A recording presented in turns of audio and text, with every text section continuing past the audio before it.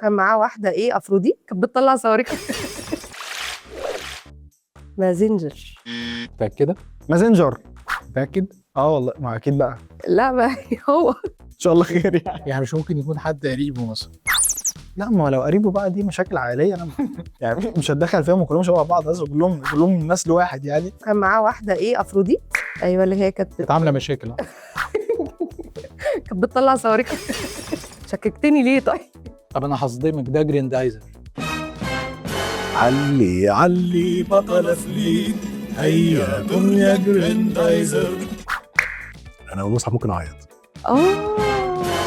صح، جريندايزر. أيوة هو ده. انت عارف انا بتفرج على جريندايزر لحد دلوقتي؟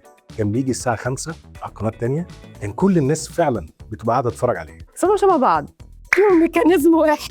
عايز اقول لك بقى كان في اشاعه ظريفه قوي على جريندايزر ده، ان اليابان ممنوع من التسليح. ليه يا جماعه؟ عشان هم عندهم جريندايزر اصلا.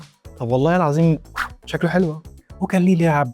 انا كنت عايش شويه في السعوديه، كنا راجعين بقى بموكبس كبيره كده الجريندايزر، وكان فيه عجل كده، عارف الحوامه بتاعته دي؟ الجريندايزر ده كان مكسر الدنيا في العالم العربي كله يعني. انا كنت متخيل الجريندايزر ده حاجه اللي هو مش عارف ايه، بس هو ما هو كده برضه. ايه اللي انا بقوله؟ هو مازنجر. يعني هو مازنجر ولا جريندايزر؟ مش هقول لك. هبقى اعرف منك بعد الحلقه.